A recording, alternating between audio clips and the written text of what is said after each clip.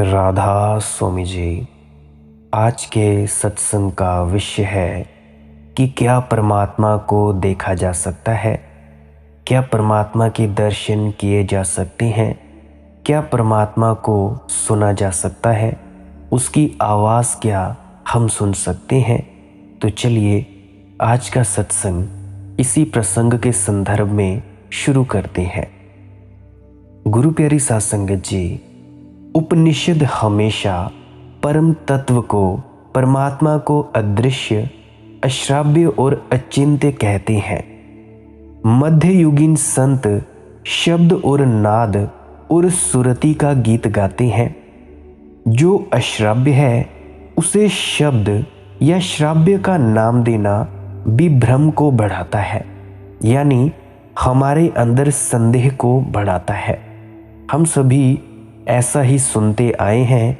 कुछ कहते हैं कि वो अदृश्य है और कुछ संत कहते हैं कि हमने उसे देखा।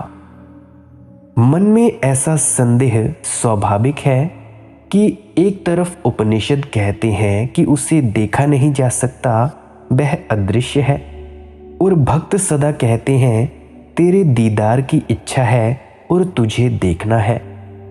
उपनिषद कहते हैं वह अश्राव्य है, सुना नहीं जा सकता, और भक्त कहते हैं सुनना है उसे, उसके नाद को सुनना है। उपनिषद कहते हैं एक बात, भक्त ठीक दूसरी बात कहे जाते हैं। संदेह उठना स्वाभाविक ही है कि इसमें तो थोड़ी सी विभ्रम की संभावना है, विरोधाभास है, पर जरा भी विरोधाभास नहीं है। सच तो यह है कि बिना विरोधाभास के, बिना द्वंद्व के परमात्मा के संबंध में कोई वक्तव्य ही नहीं दिया जा सकता। उपनिषद भी नहीं दे सकते। उपनिषद भी कहते हैं परमात्मा दूर से भी दूर और पास से भी पास है। क्या अर्थ हुआ इसका?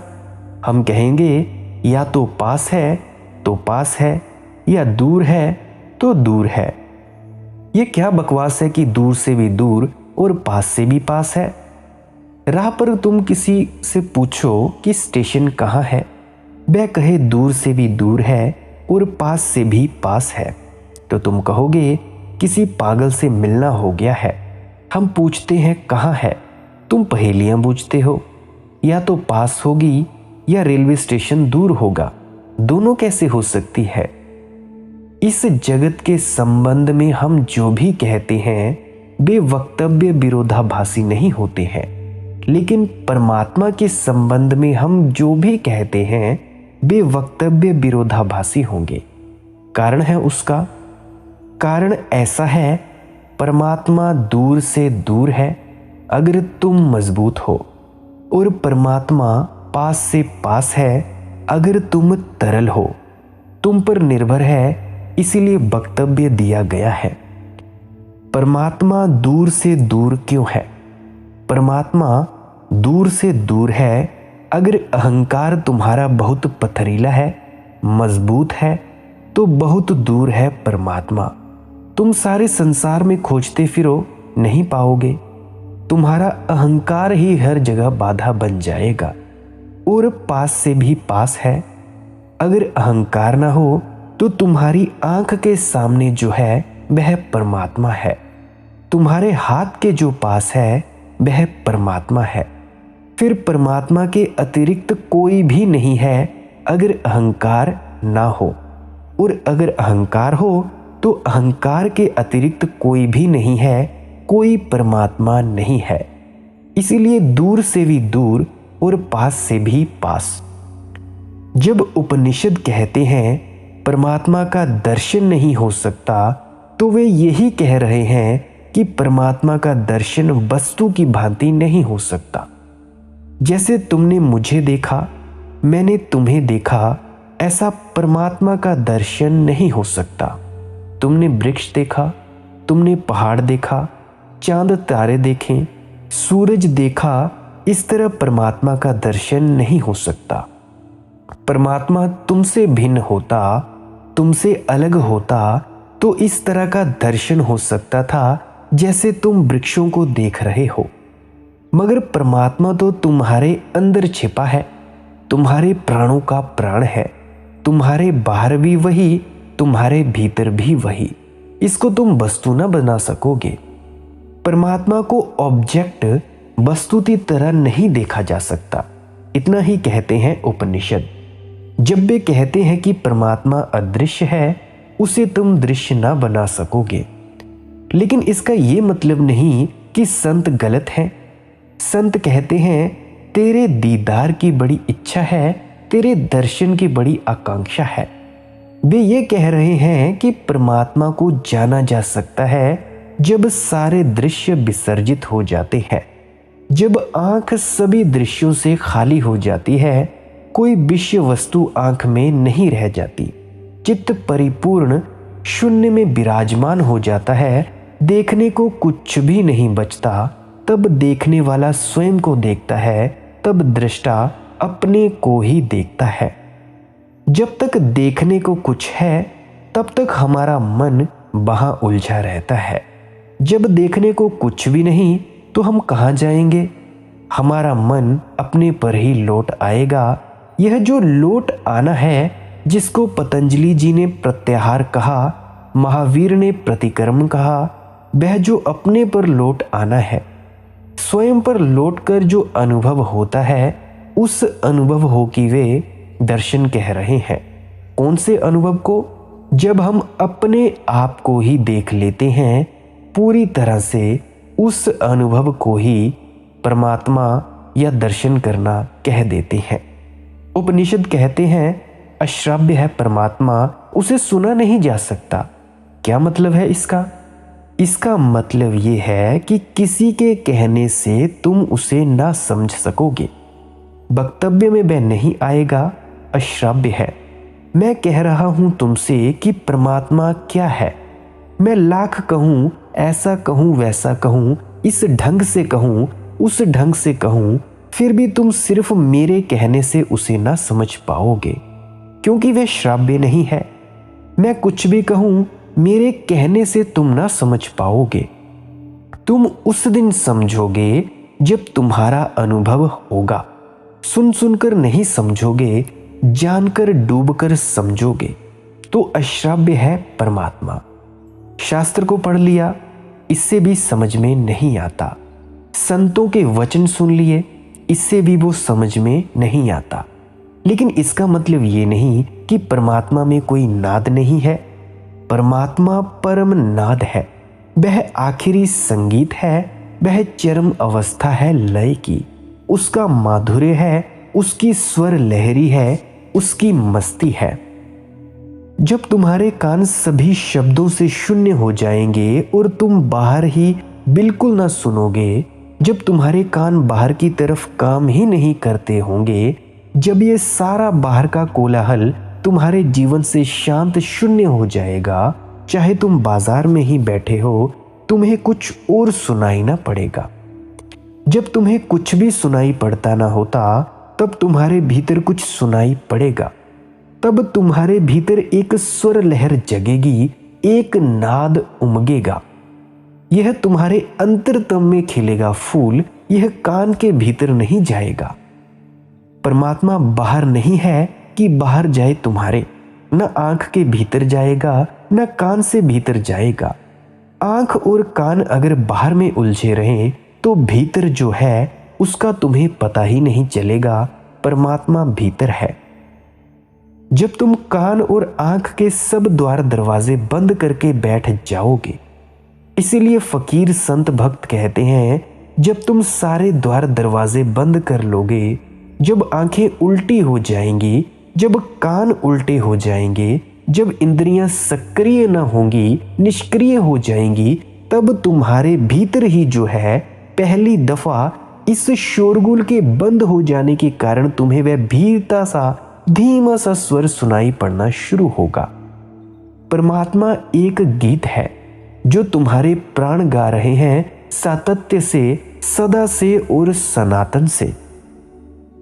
जिन्होंने भीतर जाकर देखा, उन्होंने पाया कि सब तरफ अंधेरी रात है, लेकिन भीतर चांद होता है। असल में अंधेरी रात में ही चांद का ठीक ठीक दर्शन होता है। इसीलिए तो दिन में चांद छिप जाता है, क्योंकि रोशनी सब तरफ है। चांद तो लटका है आकाश में, अभी भी रात दिखेगा। जब कोई व्यक्ति अपनी आंखों, अपने कानों, अपने इंद्रियों के सब द्वार दरवाजे बंद कर देता है, सब तरफ अंधेरा हो जाता है, उस अंधेरे में वह जो धीमी सी रोशनी है भीतर, वह जो शीतल दिया जलता है, वह प्रकट होता है। मेरी खामोशियों के पर्दों में एक शोरे कलाम होता है, और जब कोई बिल्कुल चुप हो जाता है, तब एक काव्य का जन्म होता है भीतर। नहीं कि तुम उसे पैदा करते हो, तुम सिर्फ देखते हो उसे पैदा होते। जैसे तुम कमल को खिलते देखते हो या एक पक्षी को आकाश में उड़ते देखते हो, तुम कुछ करते नहीं, ऐसे ही तुम्हारे भीतर एक गीत का जन्म होता है, एक कलाम होता है, अनाहत नाद उठने लगता है, तुम्हारे भीतर कोई गूंज उठने लगती है जो तुम्हारी उठाई हुई नहीं है। ख्याल रखना, ऐसा नहीं है कि तुम बैठे राम राम राम राम जपते रहो। जब तक तुम जप रहे हो, तब तक 2 कौड़ी का तुम्हारा राम नाम का जप है। जब तुम्हारे भीतर जाप होगा, गुरु नानक देव ने उसको अजपा जाप कहा है, संत कबीर ने भी उसको अजपा जाप कहा है। जब तुम्हारे भीतर बिना जपे कुछ उठेगा, नाम अपने आप होगा, तभी कुछ हुआ। तब तुमने मूल स्रोत के संबंध को जोड़ लिया, और जब तुम अपने भीतर जाओगे, तभी तुम पाओगे असली शराब। बाहर तो सिर्फ छाया है। सरकारें हैं, वो बाहर के शराब खाने बंद करना चाहते हैं, परंतु संत कहते हैं कि हम भीतर का शराब खाना खोलना चाहते हैं। असल में बाहर के शराब खाने तभी तक चलेंगे जब तक भीतर का शराब खाना ना खुले। जब भीतर की मस्ती मिल जाती है, फिर कौन बाहर भीख मांगता है। जब आत्मा की शराब ढाल सकते हो, तो फिर अंगूर की शराब ढालने के कौन झंझट में पड़ेगा। और बाहर की शराब बेहोश करती है, भीतर की शराब होश लाती है, बाहोशी लाती है। तुम झूमते भी हो, तुम होश में भी होते हो। बाहर की शराब तो तुम्हारे जीवन को धीरे धीरे नष्ट कर देती है, भीतर की शराब तुम्हें और जीवंत बनाती है, और एक दिन तुम्हारे भीतर के परमात्मा को उजागर कर देती है। और आज तक दुनिया में बाहर की शराब बंद नहीं हो सकी।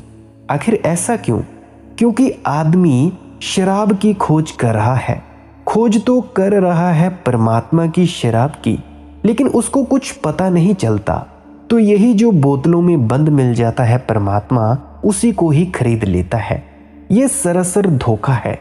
लेकिन ध्यान रखना, नकली सिक्के के धोखे में तुम तभी आते हो जब असली सिक्के की तलाश हो, नहीं तो क्यों आओगे? जिस आदमी को सिक्के से ही कुछ मतलब नहीं है, वह सिक्कों को क्यों खोजेगा?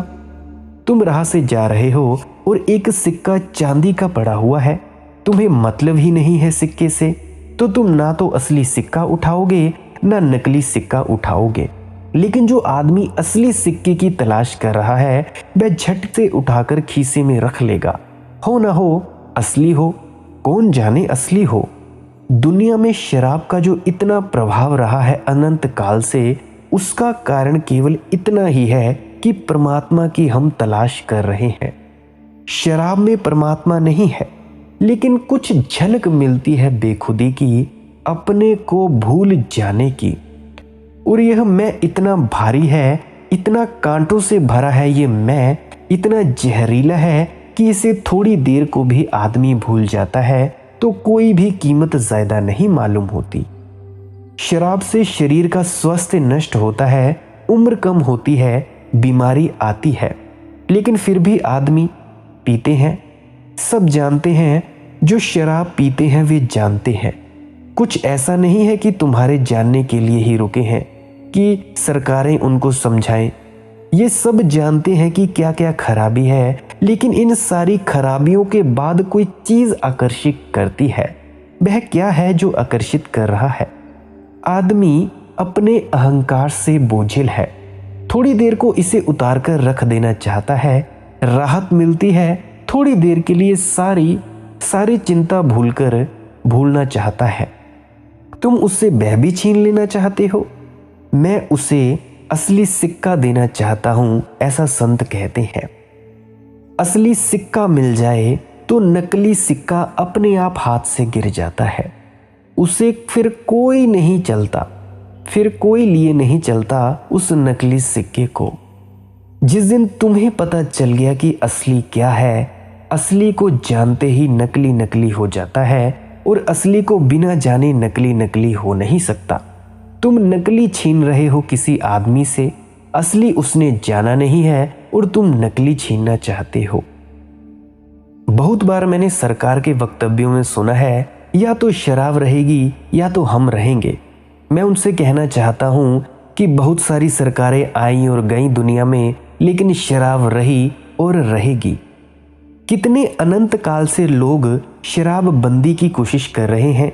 राजनीतिज्ञ उसके खिलाफ, धर्मगुरु उसके खिलाफ, समाज सुधारक उसके खिलाफ, सब भले आदमी उसके खिलाफ, मगर फिर भी बंद नहीं होती।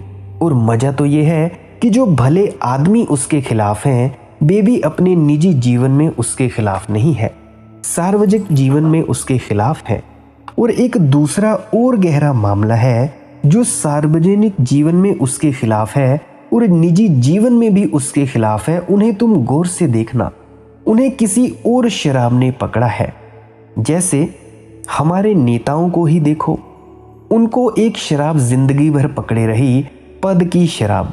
किसी तरह पद पर होना है, वह शराब है, वह नशा है। इसीलिए हमने उसको पद मद कहा है। किसी को धन की शराब पकड़े हुए है, उसको धन मद कहा है। ये सब नशे हैं। एक नशेलची दूसरे नशेलचियों को सुधारना चाहता है, यह पद की शराब है। और मैं तुमसे कहूँ, शराबियों ने इतना नुकसान नहीं किया जितना पद के शराबियों ने दुनिया में नुकसान किया। इतने युद्ध, इतनी हिंसाएं, इतने उपद्रव, इतनी चालसाजियां। शराब बेचारी इस लिहाज से निर्दोष है। हाँ, कभी कभी रास्ते में नाली में गिर जाता है कोई व्यक्ति, थोड़ा शोरगुल मचा देता है, किसी की नींद में दखल डाल देता है, बस इसी तरह की भूल चूकें होती हैं उसकी। कभी गाली गलौज कर देता है, कभी मारपीट देता है, कभी पिट जाता है, मगर उस पर कोई बड़े जुर्म नहीं है। उसने कोई दुनिया में महायुद्ध नहीं किए हैं, और उसने दुनिया में आदमियों के साथ चालसाजियां नहीं की है। उसने लोगों की छातियां नहीं रौंदी, परंतु राजनेता वही करते रहे हैं, और वे शराब के खिलाफ हैं। उनके पास एक शराब है जिसका उन्हें ख्याल नहीं है। उनको एक मद चढ़ा हुआ है, उस मद में ही वे जी रहे हैं। इतनी शराब ज़्यादा महंगी है, इनकी बहुत ज़्यादा महंगी शराब है। हालांकि मैं कोई शराब का पक्षपाती नहीं हूँ, मैं भी चाहता हूँ कि दुनिया से शराब जाए, लेकिन राजनेता उसे ना रोक पाएंगे, धर्मगुरु भी उसे नहीं रोक पाएंगे। उसे तो रोक पाएंगे केवल संत, और संत भी तभी रोक पाएंगे जब इस भीतर की शराब खाने के द्वार खोल दिए जाएं। जिस दिन भीतर की मस्ती तुम्हें छूने लगती है, तुम उसमें डुबकी लेने लगते हो, उस दिन फिर क्या करना है? चिंता गई और सदा को गई, और अहंकार उतरा और सदा को उतरा, फिर कभी ना चढ़ेगा। और भीतर की शराब का जो गुण है वह यही है कि वह होश को बढ़ाती है। मेरी अक्लो खिर्द के हाथों में एक भरपूर जाम होता है, मेरी अक्लो खिर्द के हाथों में एक भरपूर जाम होता है। दिल की बेताबियों में छुप छुप कर, दिल की बेताबियों में छुप छुप कर कोई मस्ते खराम होता है।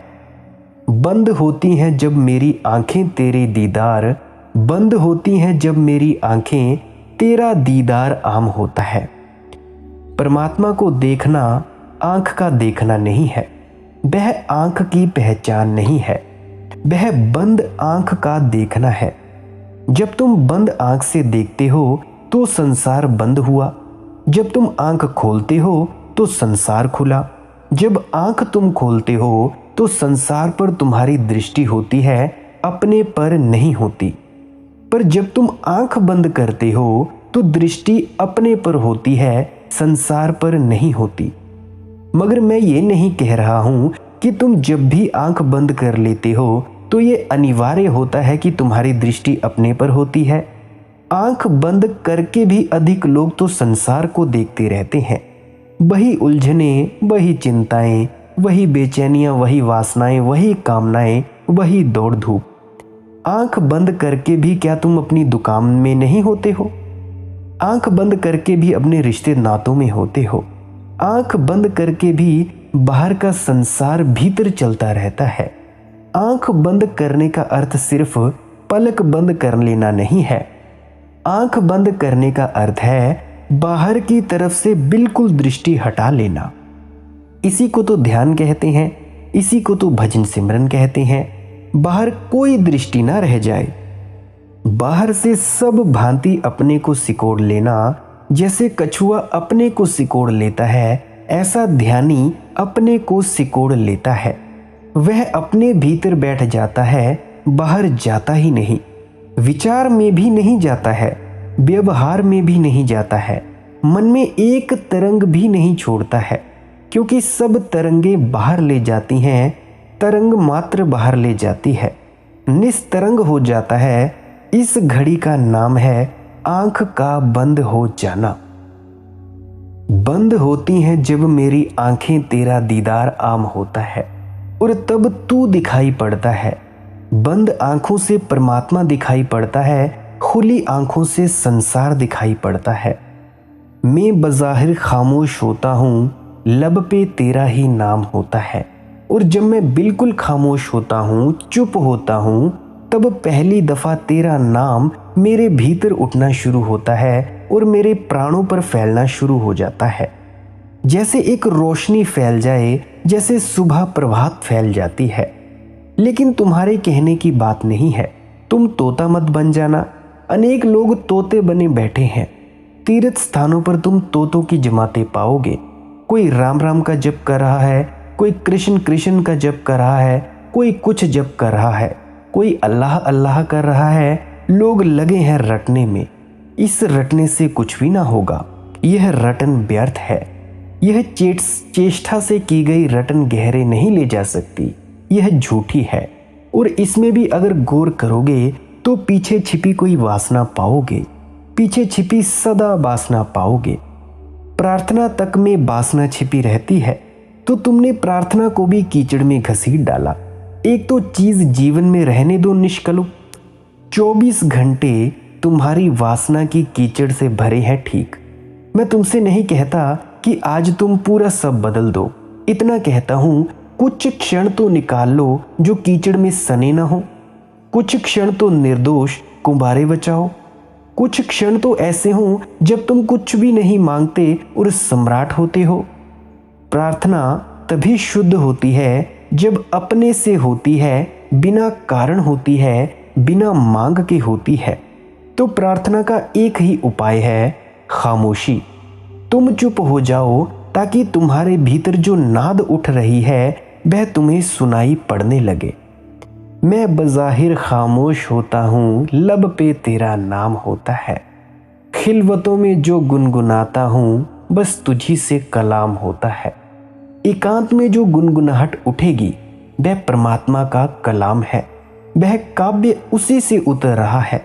इसीलिए हमने वेदों को अप्रोष्य कहा है, क्योंकि वेदों को जिन ऋषियों ने गाया उन्होंने स्वयं नहीं गाया है।